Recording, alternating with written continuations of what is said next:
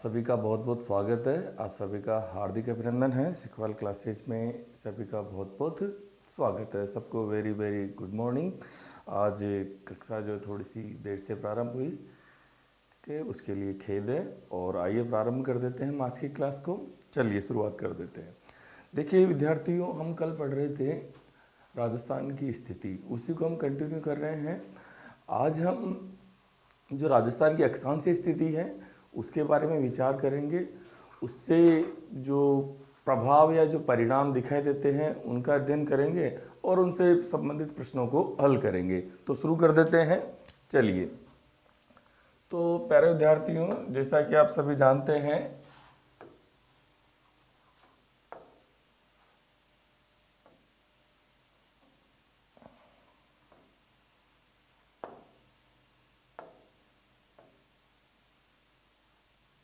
चलिए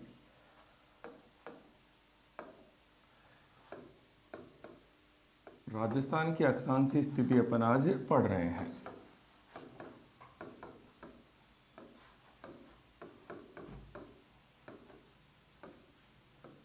सबसे पहले तो अपन बात करेंगे प्यारे विद्यार्थी, अक्षांश क्या होता है। अक्षांश के बारे में 5 मिनट में मैं आपको पढ़ा देता हूँ, ठीक है।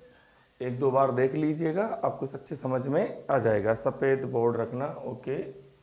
चलिए जी, तो प्यारे विद्यार्थी अक्षांश क्या होता है। तो भूमध्य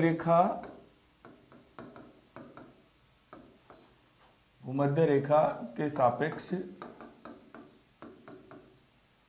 पृथ्वी के केंद्र से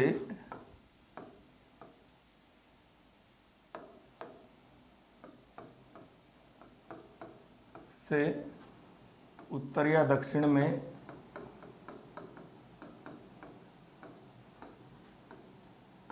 किसी स्थान की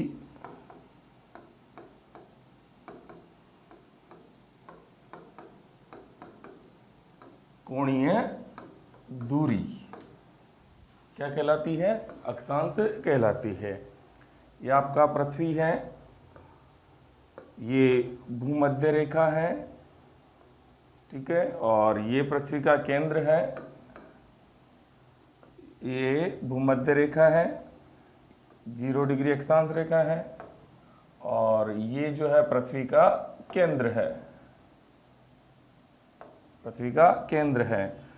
तो किसी भी स्थान की कोणीय दूरी, तो ये जैसे 30 डिग्री का कोण बना रहा है, तो ये 30 डिग्री अक्षांश हो गया।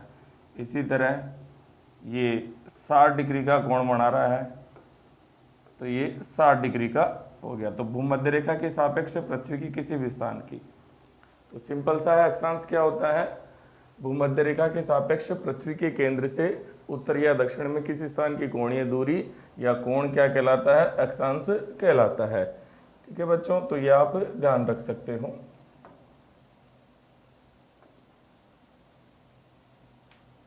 चलिए, अब देखिए बच्चों, अक्षांश रेखा क्या होती है? अक्षांश रेखा, अब ये भी 30 है, तो यहां पर जितने भी आएंगे सब क्या आएंगे? 30 आएंगे, ठीक है। तो समान अक्षांशों को मिलाने वाली रेखा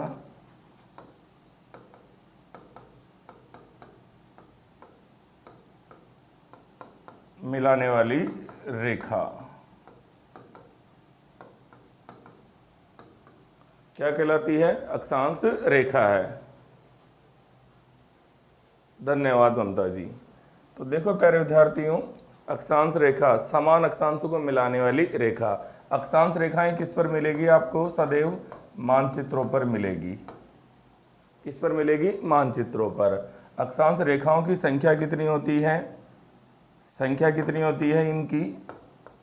तो पूर्णमान की बात करेंगे, पूर्णमान वाली या पूर्णांक वाली, तो प्यारे विद्यार्थियों 90 डिग्री उत्तर में होती है, 90 डिग्री दक्षिण में होती है, और प्लस 0 डिग्री। तो 181 अक्षांश रेखाएं होती हैं मानचित्रों पर। सदैव ध्यान रखें, मानचित्रों पर 181 अक्षांश रेखाएं होती है। 90 डिग्री उत्तर में होती है, 90 डिग्री दक्षिण में होती है और 0 डिग्री। ठीक है, तो ये कुल मिला के कितनी हो जाती है, 181 होती है। तो ये भी आपको ध्यान रखना है। ठीक है, सदैव अक्षांशों का जो मान है, ये 90 डिग्री उत्तरी ध्रुव है, ये 90 डिग्री दक्षिणी ध्रुव है। ठीक है, ये 90 डिग्री उत्तर यानी उत्तरी ध्रुव, ये 90 डिग्री दक्षिण यानी दक्षिणी ध्रुव। अक्षांशों का मान भूमध्य रेखा से ध्रुवों की ओर जाने पर बढ़ता है। ध्यान दें, अक्षांशों का मान भूमध्य रेखा, ये जो रेखा है ये भूमध्य रेखा है, ये जो रेखा है ये भूमध्य रेखा है, जिसे विषुवत रेखा इक्वेटर भी कहते हैं। भूमध्य रेखा से ध्रुवों की ओर जाने पर अक्षांशों का मान बढ़ता है। अब देखिए प्यारे विद्यार्थियों, कई बार आपने अक्षांश रेखाओं के अलावा ये वर्ड भी पढ़ा होगा, अक्षांश वृत्त। तो प्यारे विद्यार्थियों, ग्लोब पर समान मान वाले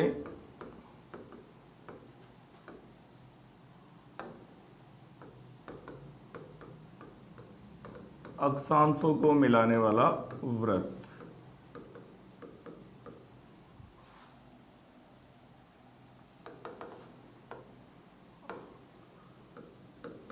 अक्षांशों को मिलाने वाला वृत्त क्या कहलाता है, अक्षांश वृत्त कहलाता है। ध्यान रखिए, अक्षांश वृत्त हमेशा ग्लोब पर ही मिलेंगे। ठीक है, इनकी संख्या कितनी होती है, तो प्यारे विद्यार्थियों 90 डिग्री उत्तरी एवं 90 डिग्री दक्षिणी, ये दोनों जो अक्षांश वृत्त होते हैं, ठीक है, ये अक्षांश, ये दोनों जो होते हैं वृत्त ना होकर बिंदु मात्र होते हैं, पॉइंट होते हैं, बिंदु मात्र होते हैं। ठीक है, ध्यान दे, बिंदु मात्र होते हैं। तो यहां पर आप देखेंगे कि दो अक्षांश कम हो गए। ठीक है, तो मानचित्रों पर अपन ने देखा, मानचित्रों पर अपन ने क्या देखा, 181 अक्षांश रेखाएं होती है, ग्लोब पर दो कम हो गए। ठीक है ना, ग्लोब पर दो कम कर दीजिए, ग्लोब पर 90 डिग्री उत्तरी एवं 90 डिग्री दक्षिणी, ये बिंदु होते हैं।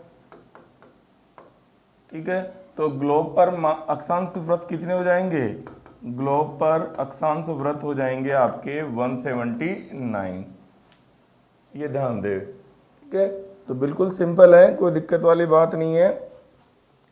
अक्षांश क्या होते हैं, भूमध्य रेखा के सापेक्ष पृथ्वी के केंद्र से उत्तर या दक्षिण में किसी स्थान की कोणीय दूरी को अक्षांश कहते हैं।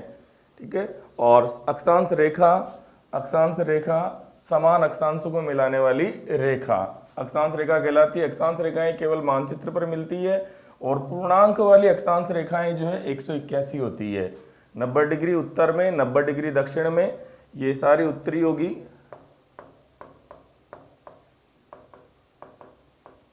और ये सारी जो है दक्षिणी होगी। ठीक है बच्चों, इसी तरह अपन ने इसके बाद देखिए अक्षांश वृत्त ग्लोब पर मिलेंगे। अब आ जाते हैं प्यारे विद्यार्थियों राजस्थान की अक्षांशीय स्थिति। राजस्थान की अक्षांशीय स्थिति,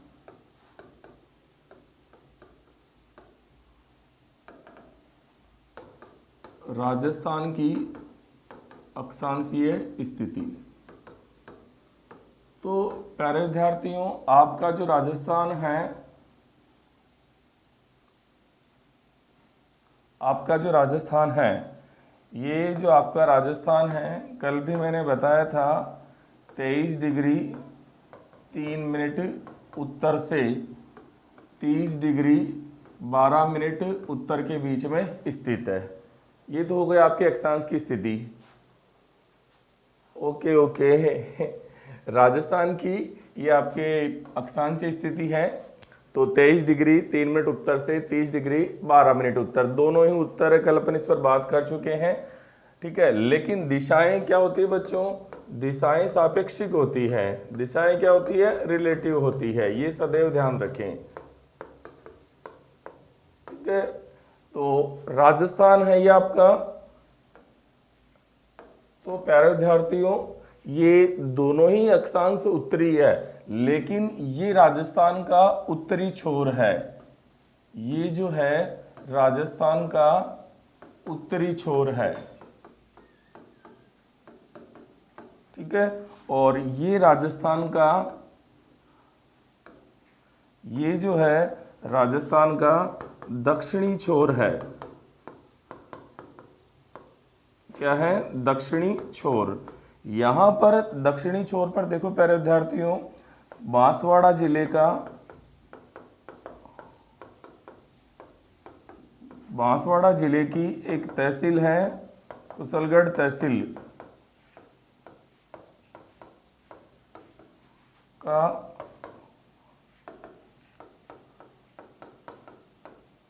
बोरकुंड ग्राम स्थित है। कौन सा ग्राम, बोरकुंड। तो आपको ध्यान देना, एग्जाम में कई बार सीधा पूछ लिया जाता है राजस्थान के दक्षिणी छोर पर कौन सा ग्राम है, तो सबको वैसे ऑलरेडी पता है, ये चीजें तो बच्चों को सबको पता होती है। तो बोरकुंड ग्राम है, और राजस्थान के उत्तरी छोर पर प्यारे विद्यार्थियों श्री गंगानगर जिले का,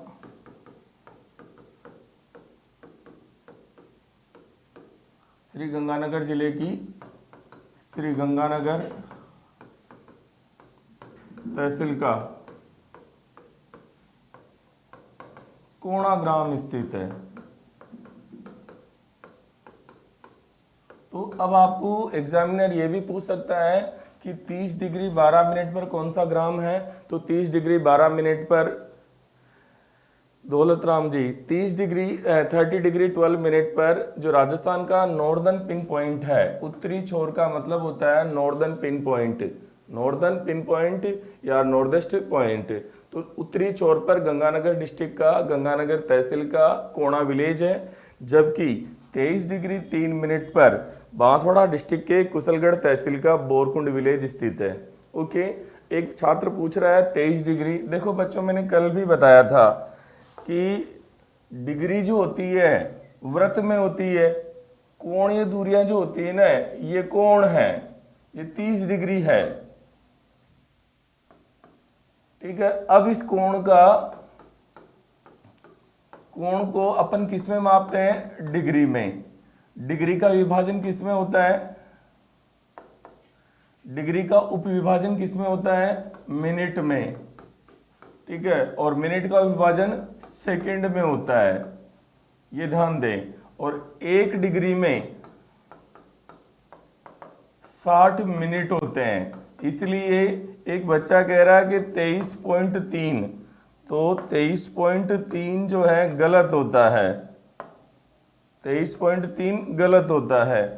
23 डिग्री 3 मिनट होता है।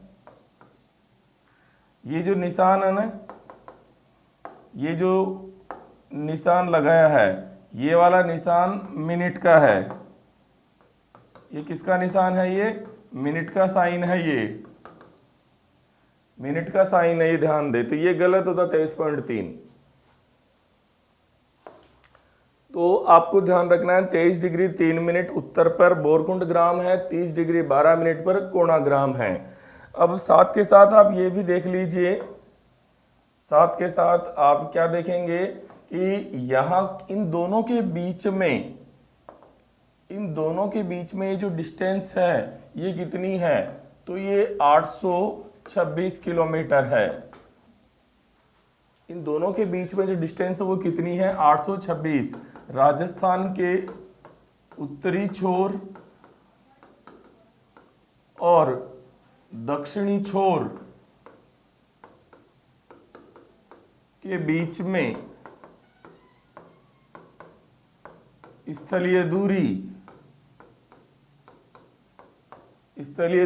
कितनी है, स्थलीय दूरी कितनी है, 826 किलोमीटर।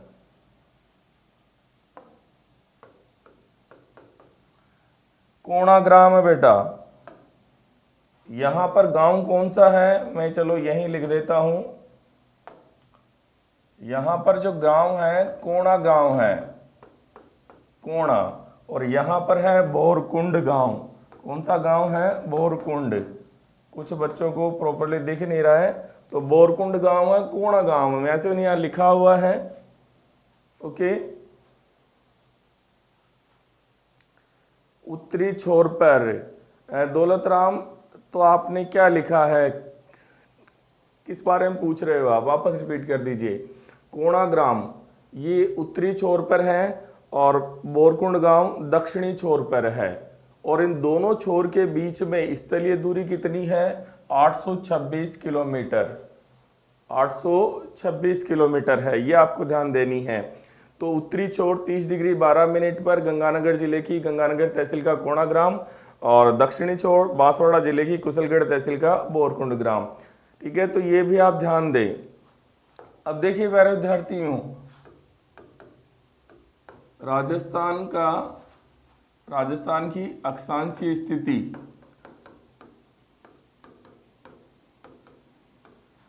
या विस्तार का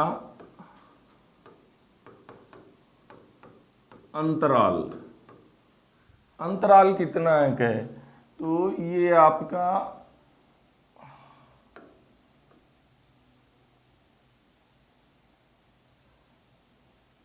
ये आपका 23 डिग्री 3 मिनट, ये 30 डिग्री 12 मिनट, दोनों उत्तरी हैं। अब इन दोनों का अंतराल एग्जामिनर पूछता रहता है, अक्षांशीय अंतर पूछ लेता है एग्जामिनर। अंतर कितना है, अंतर निकालने के लिए कोई बड़ा फार्मूला नहीं है, घटा दो 23 डिग्री 7 मिनट। तो ये हो गया आपका 12 में से 23 डिग्री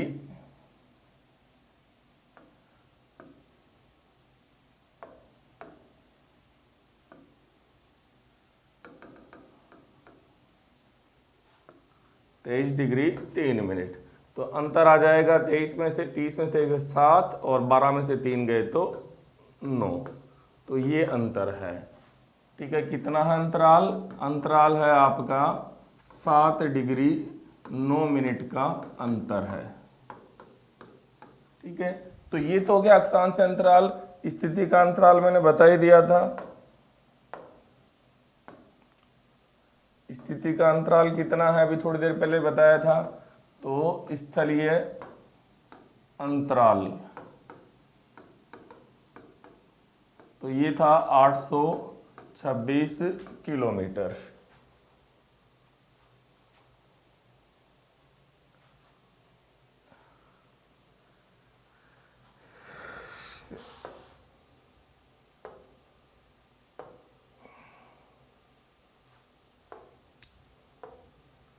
बेटा 23 डिग्री 3 मिनट लिखा है मैंने, पॉइंट नहीं लिखा है। दौलत राम जी आप दोनों बार पॉइंट लिखा रहे हो, है ना। ठीक है, तो पॉइंट नहीं लिखा मैंने। ठीक है, पॉइंट नहीं लिखा। हाँ, जीरो लगाना यहाँ जरूरी नहीं है क्योंकि सिंपल संख्या है। ठीक है, देखो बेटा 23 डिग्री 03 लिखूं तो भी वही बात है क्योंकि ये खुली संख्या है। ठीक है, तो भी यही बात है। ठीक है भाई, अपन कई बार डेट लिख देते ना 04, ठीक है 4 तारीख को 04 लिख देते हैं और कोई 4 ही लिख देता है, तो कोई डिफरेंस थोड़ी आएगा उनमें कोई डिफरेंस नहीं आएगा। ठीक है, तो दोनों सही है। ये पॉइंट लगा, आपने पॉइंट लगा रखा है वो गलत है, पॉइंट नहीं होता इनमें पॉइंट नहीं होता है, ये दोनों ही सही है।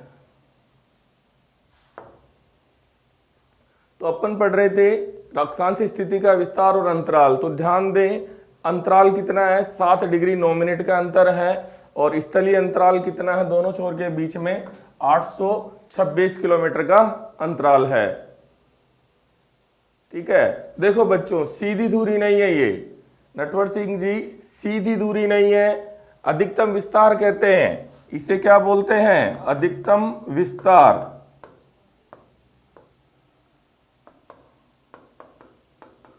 सीधी दूरी नहीं है ये, ठीक है, ये ध्यान दे। अधिकतम विस्तार राजस्थान के उत्तरी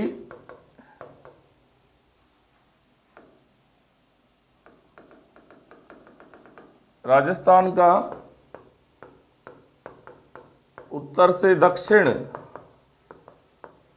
अधिकतम विस्तार है ये, ठीक है। चलिए सर,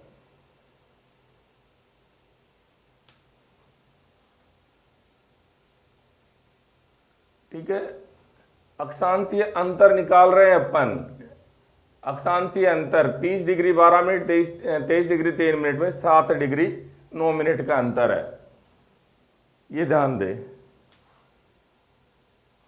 चलिए अब देखिए प्यारे विद्यार्थियों, राजस्थान में से गुजरने वाली पूर्णमान वाली अक्षांश, ये आपका राजस्थान है और राजस्थान के अंदर अपन पढ़ रहे हैं राजस्थान में से गुजरने वाली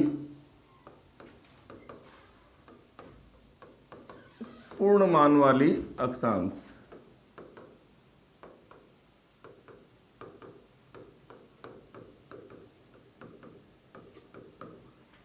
देखिए प्यारे विद्यार्थियों, राजस्थान में से गुजरने वाली पूर्णमान वाली अक्षांश रेखाएं कौन कौन सी है क्या, तो यहां पर ध्यान दीजिए। राजस्थान में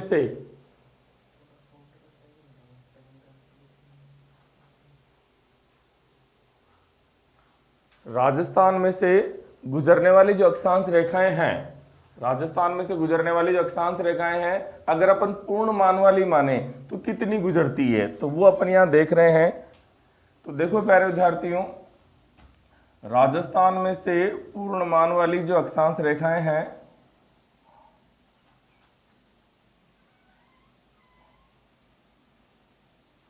जो गुजरती है, तो राजस्थान स्टार्ट होता है 23 डिग्री 3 मिनट उत्तर से। तो यहां पर आप ध्यान दें, एक विशेष बात ध्यान दें, राजस्थान से 23 डिग्री उत्तरी अक्षांश नहीं गुजरती है, नहीं गुजरती है। पहली बात तो ये ध्यान दे कि राजस्थान से 23 डिग्री उत्तरी अक्षांश नहीं गुजरती है।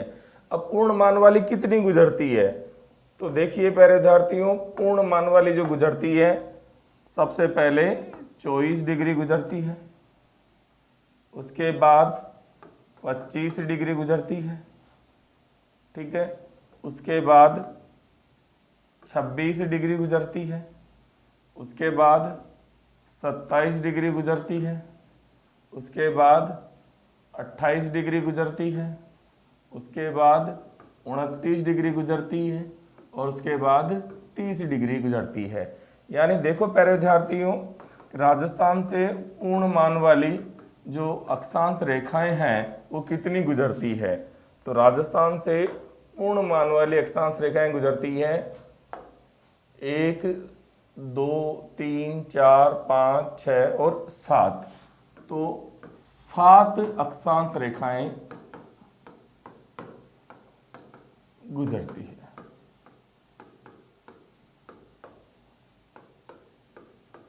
कितनी गुजरती है? 7 अक्षांश रेखाएं गुजरती है, ये आपको ध्यान देना है।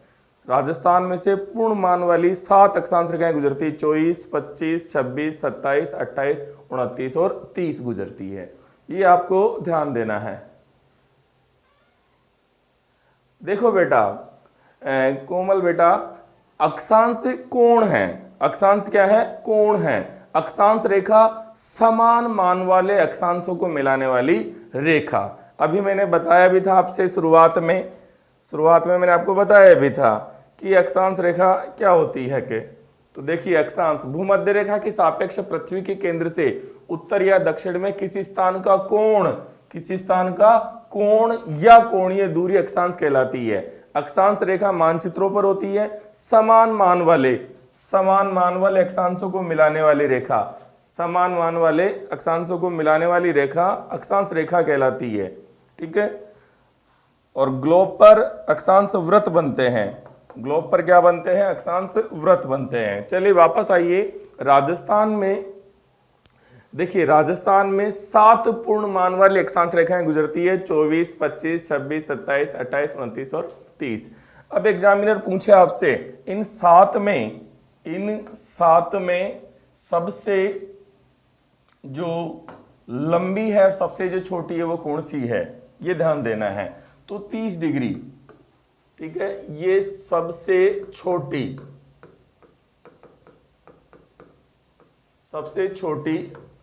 अक्षांश रेखा है।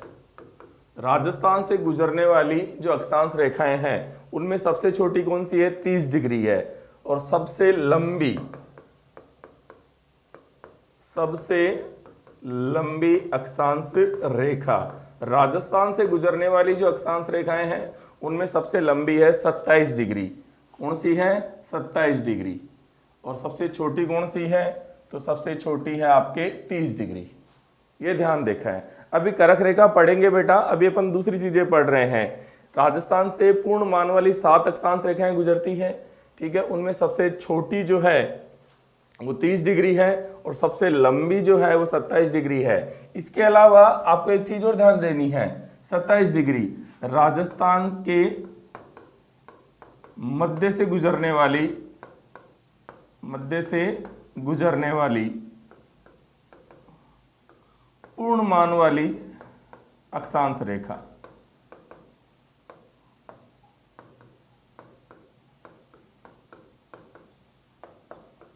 राजस्थान के मध्य से गुजरने वाली पूर्ण मान वाली अक्षांश रेखा कौन सी है, 27 डिग्री। सबसे छोटी अक्षांश रेखा कौन सी है, 30 डिग्री। और सबसे लंबी अक्षांश रेखा कौन सी है, 27 डिग्री। ठीक है, लेकिन एक बात आपको यहां ध्यान देनी है, सबसे ज्यादा जिले किस पर स्थित है, सबसे ज्यादा जिले, ठीक है, तो ये 25 डिग्री। सर्वाधिक जिलों से गुजरने वाली लगभग 11 जिलों से गुजरती है। सर्वाधिक जिलों से गुजरने वाली पूर्ण मान वाली अक्षांश रेखा, पूर्ण मान वाली अक्षांश रेखा, ये ध्यान दे, 25 डिग्री सर्वाधिक जिलों से गुजरती है, लगभग 11 जिलों से गुजरती है। ये कितने जिलों से, 11 जिलों से। अभी देखेंगे कौन कौन से जिलों से गुजरती है। तो सर्वाधिक जिलों से गुजरने वाली अक्षांश पूर्ण मान वाली अक्षांश रेखा कौन सी है, 25 डिग्री। ठीक है, राजस्थान के मध्य से गुजरने वाली पूर्ण मान वाली अक्षांश रेखा 27 डिग्री। ठीक है, राजस्थान से कितने अक्षांश रेखाएं गुजरती है, 7 अक्षांश रेखाएं गुजरती है। सबसे छोटी पूर्ण मान वाली अक्षांश रेखा 30 डिग्री, सबसे लंबी पूर्ण मान वाली अक्षांश रेखा 27 डिग्री। ठीक है, इसके अलावा एग्जामिनर पूछ ले कि एक ही जिले से कौन सी गुजरती है, तो एक ही जिले से गुजरती है 30 डिग्री। 30 डिग्री केवल गंगानगर से गुजरती है, हनुमानगढ़ के ऊपर से निकल जाती है। 30 डिग्री केवल गंगानगर से गुजरती है, हनुमानगढ़ के ऊपर से निकल जाती है। ध्यान दे, 30 डिग्री केवल गंगानगर से गुजरती है, हनुमानगढ़ के ऊपर से, ठीक है ना, हनुमानगढ़ के ऊपर से गुजर जाती है। ये आपको ध्यान देना है।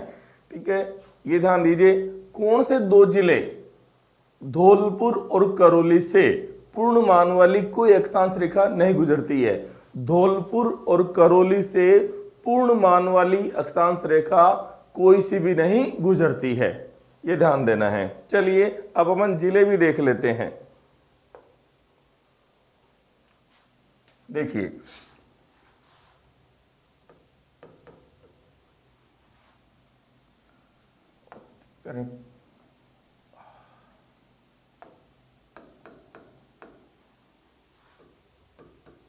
राजस्थान के विविध जिलों से गुजरने वाली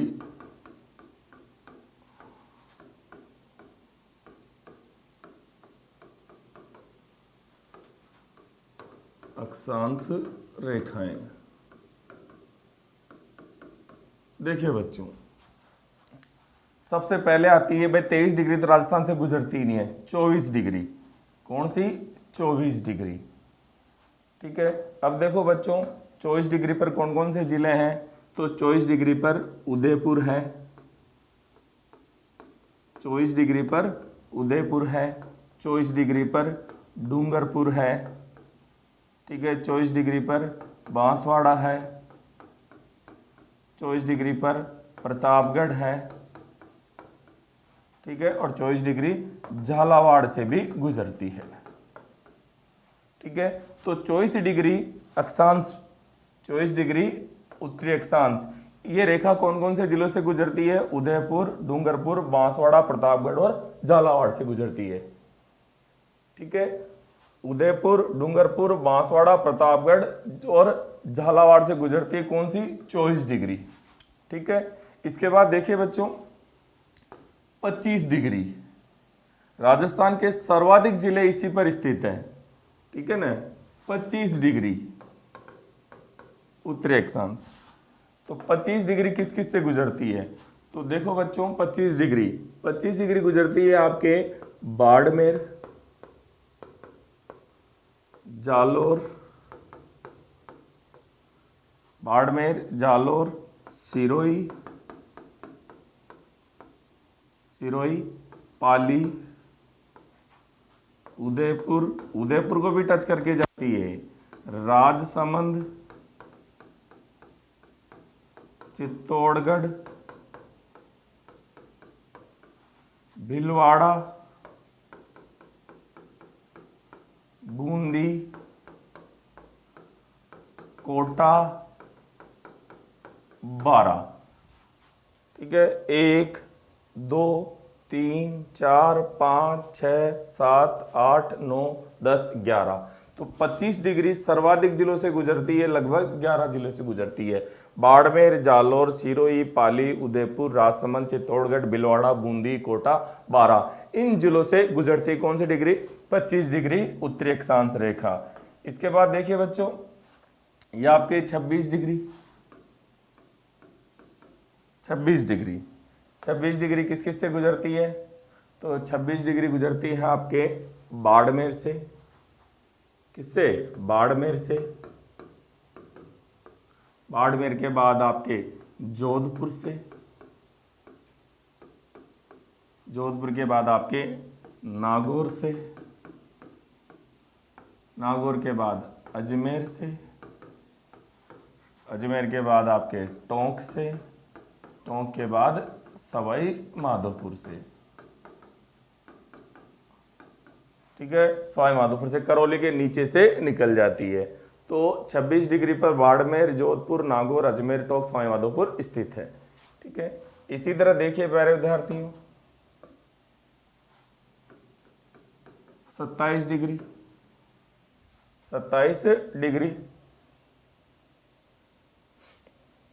27 डिग्री पर देखिए जैसलमेर,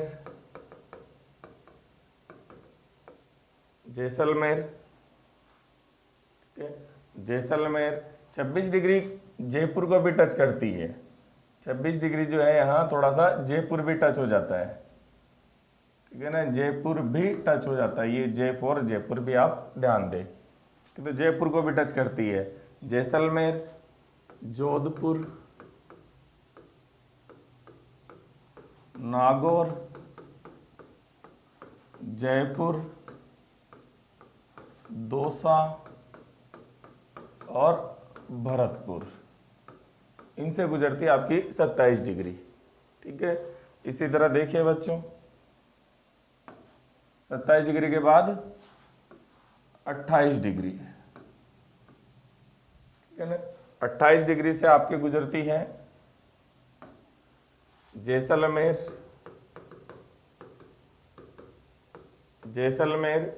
के बाद में आपका बीकानेर, बीकानेर के बाद में चूरू, सीकर, झुंझुनू और अलवर। जयपुर को क्रॉस नहीं करती, ये ध्यान दें, खास बात। जैसलमेर को टच करती है 28 डिग्री, जैसलमेर को टच करते हुए बीकानेर, चूरू, सीकर, झुंझुनू, अलवर से होकर गुजरती है। इसी तरह देखिए आपके 29 डिग्री, कौन सी? 29 डिग्री। तो 29 डिग्री से दो जिले गुजरते हैं, गंगानगर और हनुमानगढ़, ठीक है। और 30 डिग्री से केवल गंगानगर, 30 डिग्री से केवल गंगानगर, 23 डिग्री राजस्थान से नहीं गुजरती है।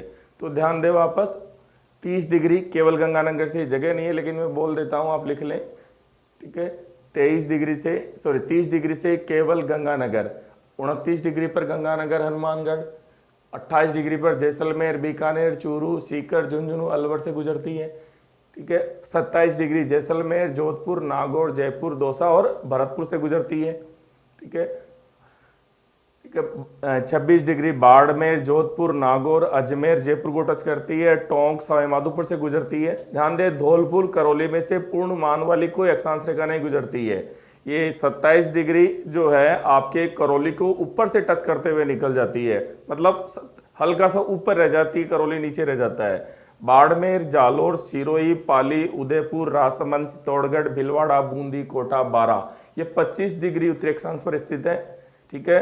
उदयपुर, डूंगरपुर, बांसवाड़ा, प्रतापगढ़, झालावाड़, ये 24 डिग्री उत्तरी अक्षांश पर स्थित है। 30 डिग्री पर केवल गंगानगर है, 30 डिग्री पर, हाँ बेटा, उदयपुर 24 और 25 पर, बड़ा जिला है उदयपुर, उदयपुर बड़ा जिला है, ध्यान दे, उदयपुर बड़ा जिला है, ठीक है ना। ये जयपुर भी देख लीजिए आप, 26 और 27 पर है, बाड़मेर 25 और 26 पर है, जैसलमेर जो आपके 27 और 28 दोनों पर है, जैसलमेर जो 27-28 दोनों पर है, जोधपुर जो है आपके 26 और 27 दोनों पर है, नागौर दोनों पर है, ठीक है ना। इस तरह से ध्यान दीजिए।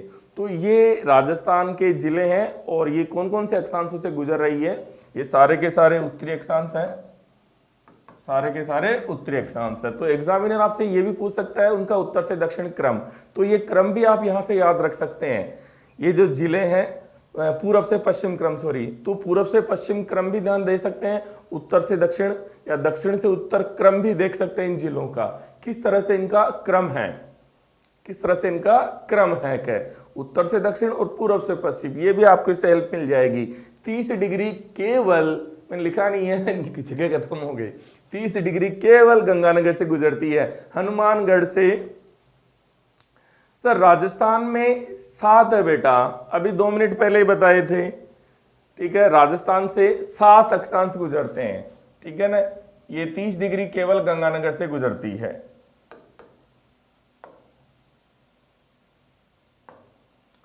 30 डिग्री केवल गंगानगर से गुजरती है, उधर जगह नहीं रही बोर्ड पर इसलिए मैंने लिखा नहीं है, ठीक है। ये ध्यान दे, 7 अक्षांश गुजरती है, 24, 25, 26, 27, 28, 29 और 30, ठीक है। चलिए अब बच्चों ये आपने पढ़ लिया अक्षांश, अब इसके बाद देखिए इनका प्रभाव क्या पड़ता है, ठीक है, इनसे अपन अक्षांशों का प्रभाव क्या पड़ता है। तो अक्षांशों का महत्व देख लीजिए, अक्षांश का महत्व, अक्षांश का महत्व देखो बच्चों, 2 चीजों में महत्व है, जीपीएस वैश्विक स्थिति निर्धारण, ग्लोबल पोजिशनिंग सिस्टम, वैश्विक स्थिति निर्धारण ग्लोबल पोजिशनिंग सिस्टम में, ओके। दूसरा महत्व है जलवायु निर्धारण में, जलवायु निर्धारण में इनका महत्व है, जलवायु निर्धारण में इनकी इंपॉर्टेंस है, ठीक है। ध्यान देंगे सभी, भूमध्य रेखा से ध्रुवों की ओर जाने पर हम सभी जानते हैं कि अक्षांशों का मान बढ़ता है, ध्रुवों की ओर जाने पर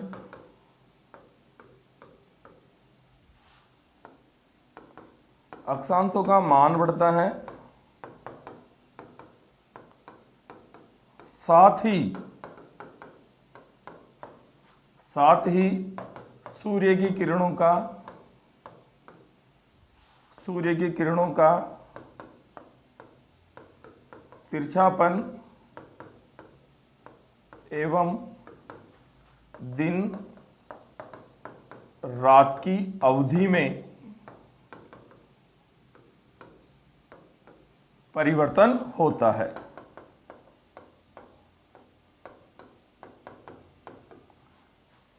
ठीक है, तो भूमध्य रेखा से अपन ध्रुवों की ओर जाएंगे, भूमध्य रेखा से ध्रुवों की ओर जाएंगे तो अक्षांशों का मान बढ़ेगा।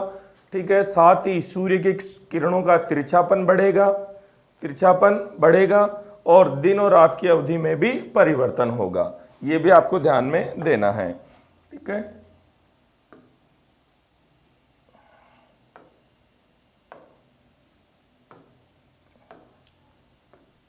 ये 0 डिग्री भूमध्य रेखा, ये 90 डिग्री उत्तरी अक्षांश, ये 90 डिग्री दक्षिणी अक्षांश। ठीक है, इसे कहते हैं उत्तरी ध्रुव नॉर्थ पोल और इसे कहते हैं दक्षिणी ध्रुव साउथ पोल। ओके, अब देखो प्यारे विद्यार्थियों, भूमध्य रेखा से ऊपर की ओर जाएंगे तो क्या बढ़ेगी, सूर्य की किरणों का तिरछापन बढ़ेगा।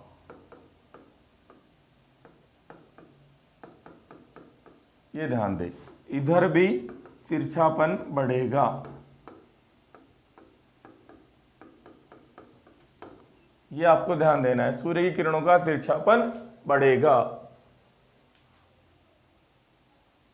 ठीक है, ये आपको ध्यान देना है, सूर्य किरणों का तिरछापन बढ़ेगा दोनों तरफ ही, 0 डिग्री से भूमध्य रेखा से ध्रुवों की ओर जाने पर।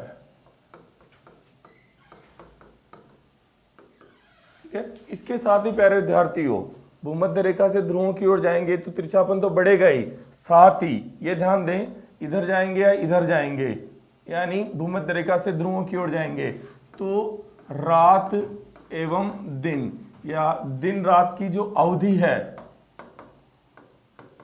कई बार अवधि की जगह लंबाई भी लिख देते हैं, दिन रात की लंबाई में कमी या वृद्धि होगी, दिन या रात की लंबाई में कमी या वृद्धि होगी। ठीक है, अब देखिए कब कमी होगी और कब वृद्धि होगी, जब सूर्य कर्क रेखा पर सीधा चमकेगा, लंबवत होगा तब उत्तरी गोलार्ध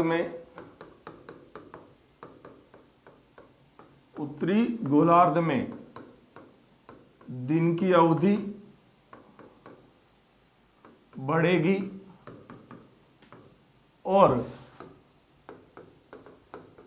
रात की अवधि घटेगी।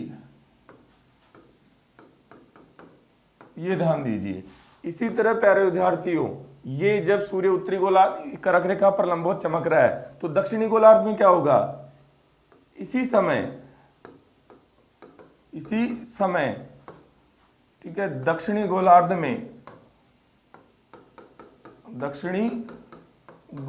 में दिन की अवधि, दिन की अवधि या दिन की लंबाई घटेगी और रात की अवधि बढ़ेगी। ये कुछ कंसेप्ट है जो आपको ध्यान देने ताकि अभी जो मैं पढ़ा रहा हूं उसमें ये काम आएंगे।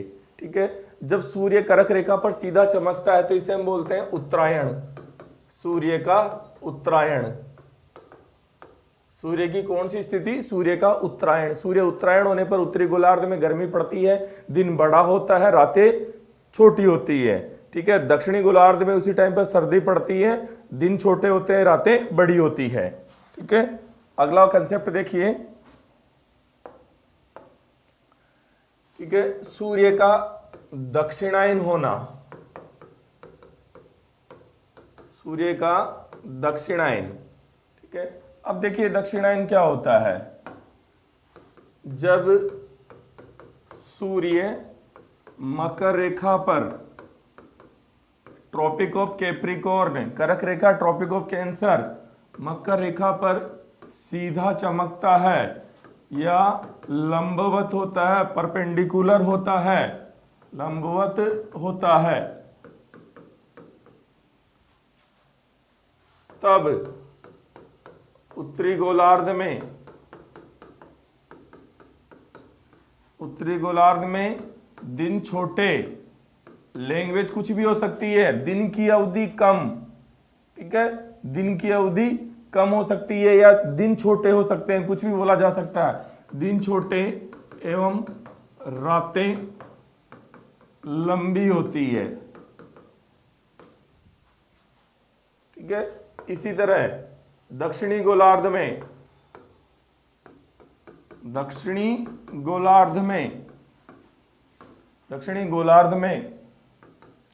दिन, देखो दिन लिख दिया, दिन लंबे एवं रातें छोटी होती है। अब देखो बच्चों, देखिए यहां पर सभी, ये जो घटना है उत्तरायण की, ये कब होती है? जून माह में।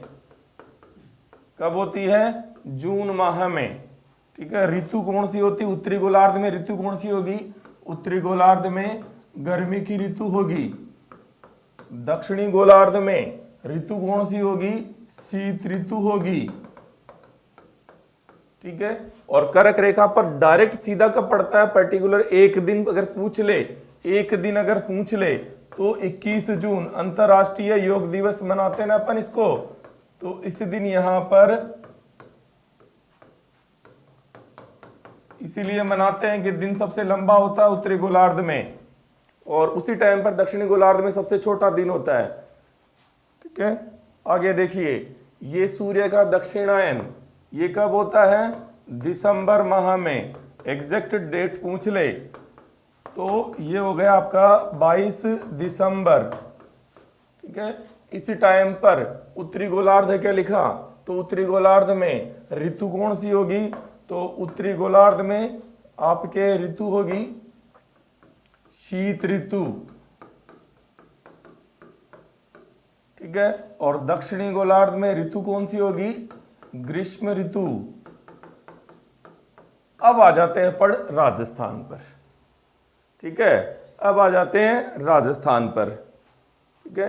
राजस्थान में इस स्थिति का क्या प्रभाव पड़ता है? देखो बच्चों, ये जो क्लास है मेरी, ये वीडियो क्लास है ना, मैं एक ही चीज को बार बार रिपीट नहीं करूंगा।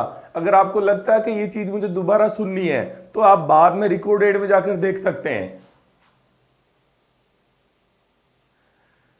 जुलाई माह में सूर्य उत्तरायण होता है या दक्षिणायन होता है, जुलाई में भी सूर्य उत्तरायण होता है, ठीक है। जुलाई में भी सूर्य उत्तरायण होता है। चलिए ये मैं पूरा ही बता देता हूं। उत्तरायण, सूर्य उत्तरायण कब से कब रहता है? तो प्यारे विद्यार्थियों, ठीक है ना, 22 मार्च से आपके 20 सितंबर 21, एक मिनट, रबड़ कौन सा प्रॉपर चलता नहीं है? अच्छा पूरा डिलीट हो गया, रबड़ ये है ना, तो अच्छा हाथ से करो। वाह भाई वाह। देखो उत्तरायण कब होता है? तो देखिए बच्चों, 21 मार्च और 23 सितंबर, ये दो डेट आपको ध्यान रखनी है। इनको बोलते हैं विषुव की कंडीशन। विषुव यानी सूर्य भूमध्य रेखा पर सीधा चमकता है, भूमध्य रेखा पर सीधा चमकता है, ठीक है। अब 21 मार्च के बाद में आता आपका 22 मार्च, ठीक है। 23 सितंबर से पहले 22 सितंबर। तो ये जो टाइम है ये कहलाता है सूर्य का उत्तरायण, 22 मार्च से 22 सितंबर, ठीक है। इसी तरह 22 सितंबर के बाद में आपका आ जाता है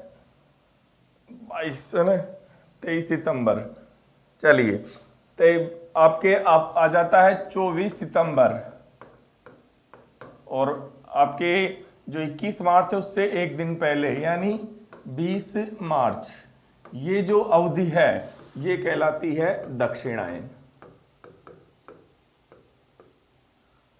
ठीक है, 24 सितंबर से अगले वर्ष के 20 मार्च तक। ठीक है, ध्यान रखे तो ये। लेकिन अगर एग्जैक्ट पूछ ले तो एग्जैक्ट होता है जून में, एग्जैक्ट पूछ ले तो एग्जैक्ट होता है दिसंबर में, एग्जैक्ट डेट पूछ ले तो 21 जून, एग्जैक्ट डेट पूछ ले तो 22 दिसंबर। ठीक है, अब सूर्य के उत्तरायण और दक्षिणायन के राजस्थान पर क्या प्रभाव पड़ते हैं, राजस्थान पर क्या प्रभाव पड़ते हैं, राजस्थान के कौन से जिले में दिन बड़ा होता है, राजस्थान के कौन से जिले में दिन छोटा होता है। ठीक है, सूर्य की किरणों का तिरछापन सर्वाधिक कहां पर है, न्यूनतम कहां पर है, ये सारी जो जानकारी है, ये सारा जो अध्ययन अपन कल करते हैं प्यारे विद्यार्थियों। आज जो है समय समाप्त हो चुका है, समय की जो सीमा है उससे अपन कहीं आगे निकल चुके हैं। आज कक्षा देरी से प्रारंभ हुई थी, तो चलिए आज अपन यहीं समाप्त करते हैं, मिलते हैं फिर कल आपसे। तब तक के लिए स्वस्थ रहें, खुश रहें, मस्त रहें, पढ़ते रहें। वीडियो को 1-2 बार और देख ले। Thank you, have a nice day.